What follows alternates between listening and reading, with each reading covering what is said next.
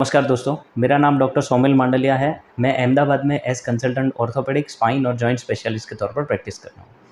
दोस्तों, कई मरीज़ ने हमें क्वेश्चन किया है कि सर स्पाइन सर्जरी की सलाह कब दी जाती है या फिर रीढ़ की हड्डी के ऑपरेशन की सलाह कब दी जाती है।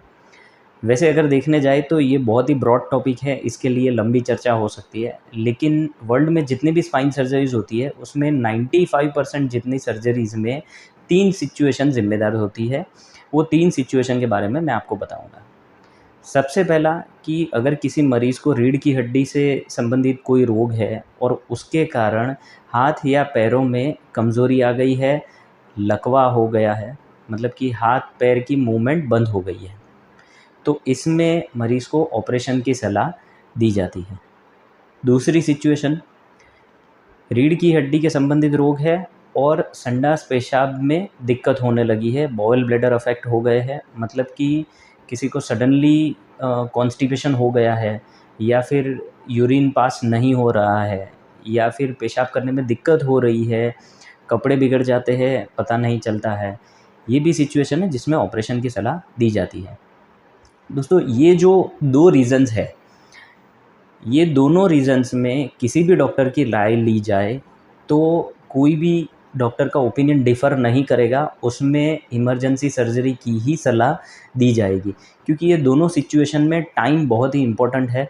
अगर ऐसी कोई स्थिति आती है और ऑपरेशन 8 से 12 घंटे के अंदर में कर दिया जाए तो रिकवरी के चांसेस बहुत ही अच्छे रहते हैं। तीसरी सिचुएशन है कि किसी मरीज़ को पेन है, 2.5-3 महीने तक सब कुछ ट्राई कर लिया है, सब कंज़र्वेटिव मेथड ट्राई कर ली है, दवाई ले ली है, आराम हो गया है, कमर में या गर्दन में इंजेक्शन भी ले लिया है, उसके बाद भी कोई फ़र्क नहीं पड़ रहा है, तो ऑपरेशन की सलाह मरीज़ को दी जा सकती है। ये एक रिलेटिव इंडिकेशन है। रिलेटिव क्यों है? क्योंकि हर मरीज़ का पेन थ्रेशोल्ड अलग-अलग रहता है।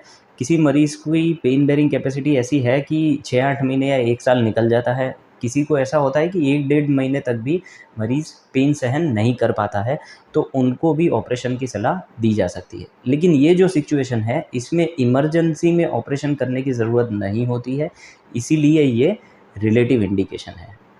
बाकी बहुत सारी कंडीशन है जिसमें ऑपरेशन की सलाह दी जाती है, वो अलग है, जैसे इन्फेक्शन है, फ्रैक्चर है, स्कोलियोसिस है जिसमें 50 डिग्री से ज़्यादा कर्व है, वो भी डिपेंड करता है कि एज क्या है, कितनी फ्लेक्सिबिलिटी है, इन सब पे डिपेंड करता है कि सर्जरी की सलाह कब दी जाए।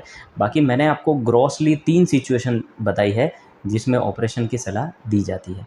अगर इसके बारे में और कोई भी क्वेरी है तो आप नीचे दिए गए नंबर पर आपकी रिपोर्ट भेज सकते हैं या फिर कॉल करके अपॉइंटमेंट ले सकते हैं। धन्यवाद।